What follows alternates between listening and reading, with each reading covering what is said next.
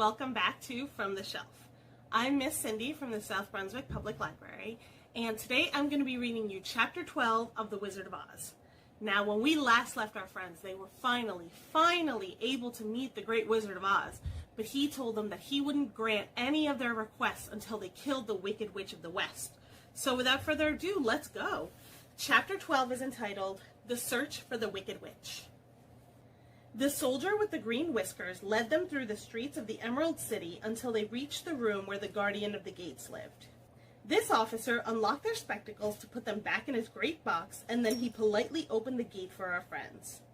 "Which road leads to the Wicked Witch of the West?" asked Dorothy. "There is no road," answered the guardian of the gates. "No one ever wishes to go that way." "How then are we to find her?" inquired the girl. "That will be easy," replied the man, "for when she knows you are in the country of the Winkies, she will find you and make you all her slaves." "Perhaps not," said the Scarecrow, "for we mean to destroy her." "Oh, that is different," said the guardian of the gates. "No one has ever destroyed her before, so I naturally thought she would make slaves out of you, as she has of all the rest. But take care, for she is wicked and fierce, and may not allow you to destroy her. Keep to the west where the sun sets, and you cannot fail to find her." They thanked him and bade him goodbye, and turned toward the west, walking over fields of soft grass dotted here and there with daisies and buttercups. Dorothy still wore the pretty silk green dress she had put on in the palace, but now, to her surprise, she found it was no longer green, but pure white. The ribbon around Toto's neck had also lost its green color and was as white as Dorothy's dress. The Emerald City was soon left far behind. As they advanced, the ground became rougher and hillier, for there were no farms nor houses in this country of the West, and the ground was untilled.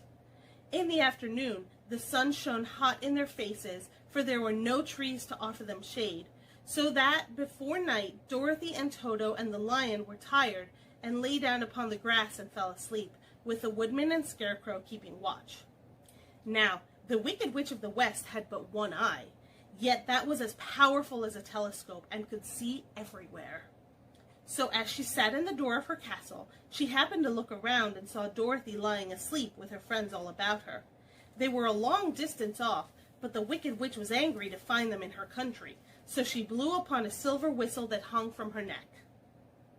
At once there came running to her from all directions a pack of great wolves.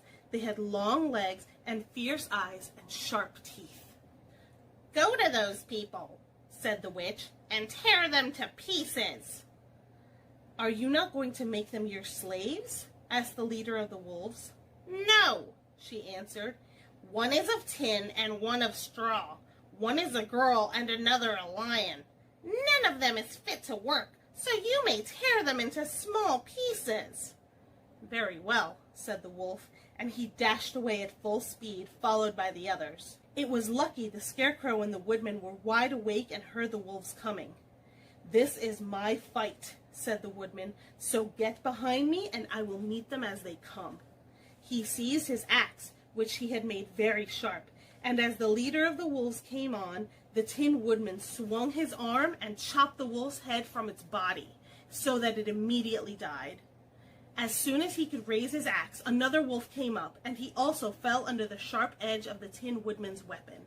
There were 40 wolves, and 40 times a wolf was killed, so that at last they all lay dead in a heap before the Woodman. Then he put down his axe and sat beside the Scarecrow, who said, "It was a good fight, friend." They waited until Dorothy awoke the next morning. The little girl was quite frightened when she saw the great pile of shaggy wolves, but the Tin Woodman told her all. She thanked him for saving them and sat down to breakfast, after which they started again upon their journey. Now this same morning the Wicked Witch came to the door of her castle and looked out with her one eye that could see afar off. She saw all her wolves lying dead and the strangers still traveling through her country. This made her angrier than before, and she blew her silver whistle twice. Straight away a great flock of wild crows came flying toward her, enough to darken the sky, and the Wicked Witch said to the King Crow, "Fly at once to the strangers, pick out their little eyes, and tear them to pieces." The wild crows flew in one great flock toward Dorothy and her companions. When the little girl saw them coming, she was afraid, but the Scarecrow said, "This is my battle, so lie down beside me and you will not be harmed." So they all lay upon the ground except the Scarecrow, and he stood up and stretched out his arms. And when the crows saw him, they were frightened, as these birds always are by scarecrows, and did not dare to come any nearer. But the King Crow said, "It is only a stuffed man. I will peck his eyes out." The King Crow flew at the Scarecrow, who caught it by the head and twisted its neck until it died. And then another crow flew at him, and the Scarecrow twisted its neck also. There were 40 crows, and 40 times the Scarecrow twisted a neck, until at last all were lying dead beside him. Then he called to his companions to rise, and again they went upon their journey. When the Wicked Witch looked out again and saw all her crows lying in a heap, she got into a terrible rage and blew 3 times upon her silver whistle. Forthwith there was heard a great buzzing in the air, and a swarm of black bees came flying toward her. "Go to the strangers and sting them to death," commanded the witch, and the bees turned and flew rapidly until they came to where Dorothy and her friends were walking. But the woodman had seen them coming, and the Scarecrow had decided what to do. "Take out my straw and scatter it over the little girl and the dog and the lion," he said to the woodman, "and the bees cannot sting them." This the woodman did, and as Dorothy lay close beside the lion and held Toto in her arms, the straw covered them entirely. The bees came and found no one but the woodman to sting, so they flew at him and broke off all their stings against the tin, without hurting the woodman at all. And as bees cannot live when their stings are broken, that was the end of the black bees, and they lay scattered thick about the woodman like little heaps of fine coal. Then Dorothy and the lion got up, and the girl helped the Tin Woodman put the straw back into the Scarecrow again until he was as good as ever. So they started upon their journey once more. The Wicked Witch was so angry when she saw her black bees in little heaps like fine coal that she stamped her foot and tore her hair and gnashed her teeth. And then she called a dozen of her slaves, who were the Winkies, and gave them sharp spears, telling them to go to the strangers and destroy them. The Winkies were not a brave people, but they had to do as they were told, so they marched away until they came near to Dorothy. Then the lion gave a great roar and sprang toward them, and the poor Winkies were so frightened that they ran back as fast as they could. When they returned to the castle, the Wicked Witch beat them well with a strap and sent them back to their work, after which she sat down to think what she should do next. She could not understand how all her plans to destroy these strangers had failed, but she was a powerful witch as well as a wicked one, and she soon made up her mind how to act. There was in her cupboard a golden cap, with a circle of diamonds and rubies running round it. This golden cap had a charm. Whoever owned it would call 3 times upon the winged monkeys, who would obey any order they were given. But no person could command these strange creatures more than 3 times. Twice already, the Wicked Witch had used the charm of the cap. Once was when she had made the Winkies her slaves and set herself to rule over their country. The winged monkeys had helped her do this.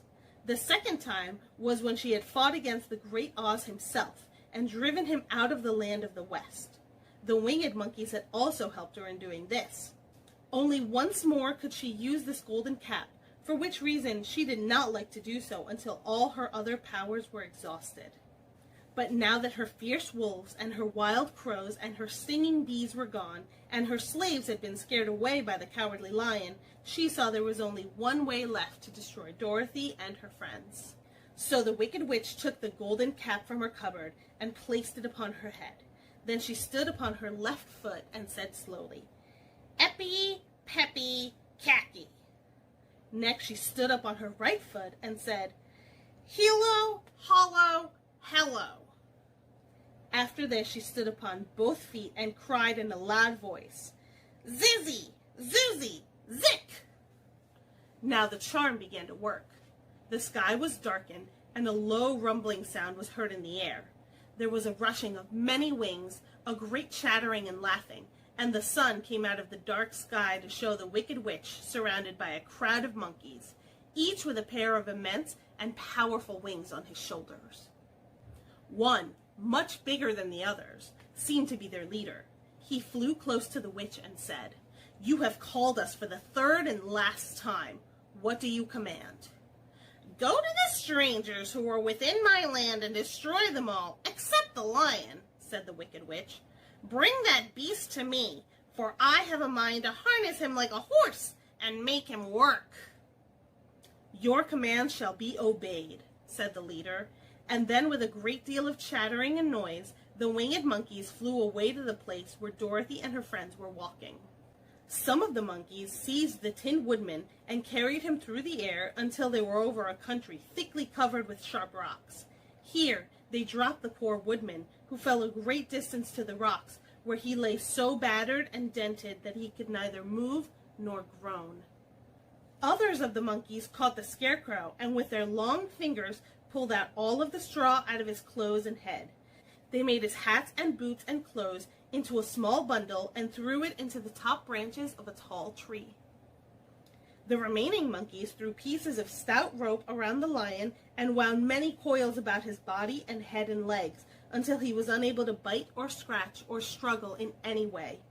Then they lifted him up and flew away with him to the witch's castle, where he was placed in a small yard with a high iron fence around it, so that he could not escape. But Dorothy they did not harm at all. She stood with Toto in her arms, watching the sad fate of her comrades, and thinking it would soon be her turn. The leader of the winged monkeys flew up to her, his long, hairy arms stretched out, and his ugly face grinning terribly. But he saw the mark of the good witch's kiss upon her forehead, and stopped short, motioning the others not to touch her. "We dare not harm this little girl," he said to them, "for she is protected by the power of good, and that is greater than the power of evil. All we can do is to carry her to the castle of the wicked witch and leave her there." So carefully and gently they lifted Dorothy in their arms and carried her swiftly through the air until they came to the castle, where they set her down upon the front doorstep. Then the leader said to the witch, "We have obeyed you as far as we were able. The Tin Woodman and the Scarecrow are destroyed, and the lion is tied up in your yard. This little girl we dare not harm, nor the dog she carries in her arms. Your power over our band is now ended, and you will never see us again." Then all the winged monkeys, with much laughing and chattering and noise, flew into the air and were soon out of sight. The wicked witch was both surprised and worried when she saw the mark on Dorothy's forehead, for she knew well that neither the winged monkeys nor she herself dare hurt the girl in any way. She looked down at Dorothy's feet, and seeing the silver shoes, began to tremble with fear, for she knew what a powerful charm belonged to them.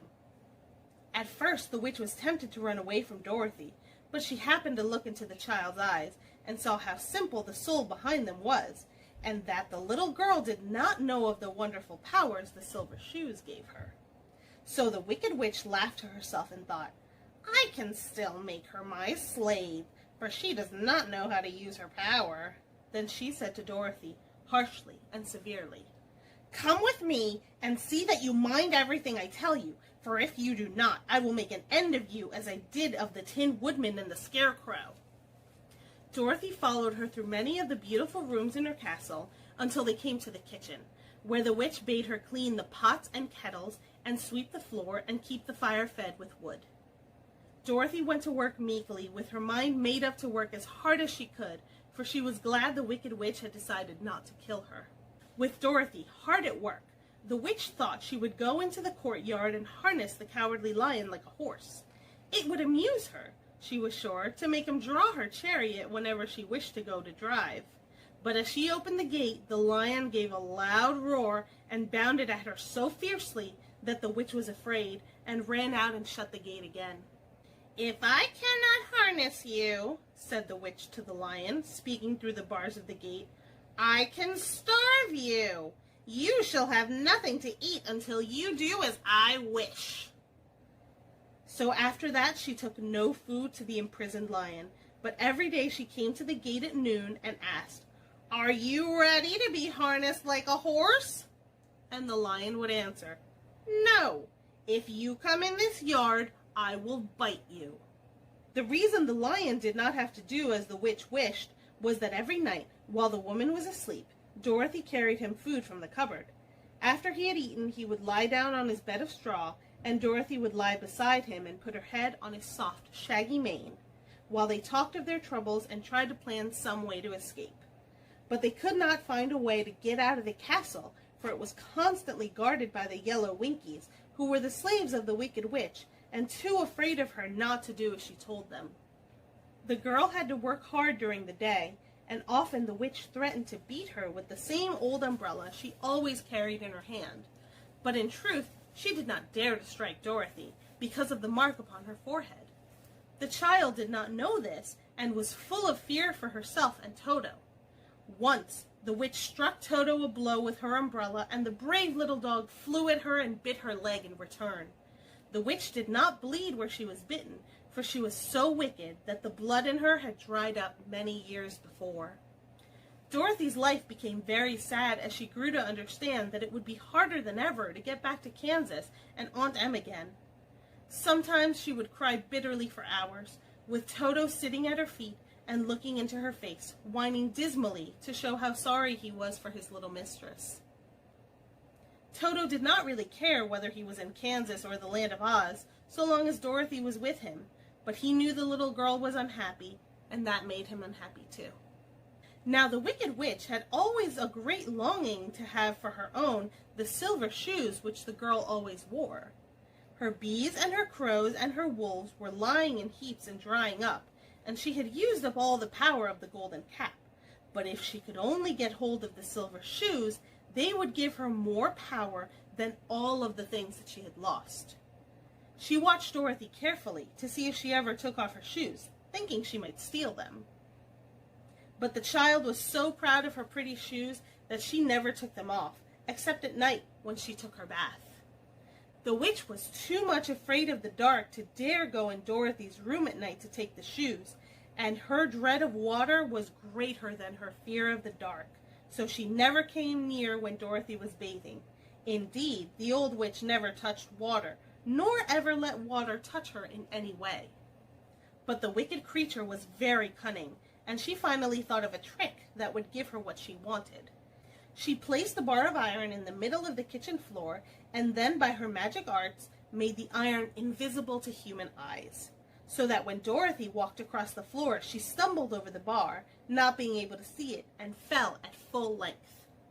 She was not much hurt, but in her fall, one of the silver shoes came off, and before she could reach it, the witch had snatched it away and put it on her own skinny foot. The wicked woman was greatly pleased with the success of her trick, for as long as she had one of the shoes, she owned half the power of their charm, and Dorothy could not use it against her, even had she known how to do so. The little girl, seeing she had lost one of her pretty shoes, grew angry and said to the witch, "Give me back my shoe." "I will not," retorted the witch, "for it is now my shoe, and not yours." "You are a wicked creature," cried Dorothy. "You have no right to take my shoe from me." "I shall keep it just the same," said the witch, laughing at her. "And someday I shall get the other one from you, too." This made Dorothy so very angry that she picked up the bucket of water that stood near and dashed it over the witch, wetting her from head to foot. Instantly, the wicked woman gave a loud cry of fear. And then as Dorothy looked at her in wonder, the witch began to shrink and fall away. "See what you have done?" she screamed. "In a minute I shall melt away." "I'm very sorry indeed," said Dorothy, who was truly frightened to see the witch actually melting away like brown sugar before her very eyes. "Didn't you know water would be the end of me?" asked the witch in a wailing, desperate voice. "Of course not," answered Dorothy. "How should I?" "Well, in a few minutes I shall be all melted, and you will have the castle to yourself. I have been wicked in my day, but I never thought a little girl like you would ever be able to melt me and end my wicked deeds. Look out, here I go." With these words, the witch fell down in a brown, melted, shapeless mass and began to spread over the clean boards of the kitchen floor. Seeing that she had really melted away to nothing, Dorothy drew another bucket of water and threw it over the mess. She then swept it all out the door. After picking out the silver shoe, which was all that was left of the old woman, she cleaned and dried it with a cloth and put it on her foot again. Then, being at last free to do as she chose, she ran out to the courtyard to tell the lion that the Wicked Witch of the West had come to an end, and that they were no longer prisoners in a strange land. Okay, everybody, that is it for Chapter 12, probably the longest and most exciting chapter that we've had. Thank you so much for joining me today, and make sure to tune in tomorrow to see what is going to happen to our intrepid band of seekers. Now, don't forget that we do a brand new chapter every single weekday at 5 p.m., and we hope to see you there. So until then, don't forget, there's no place like home. Goodbye.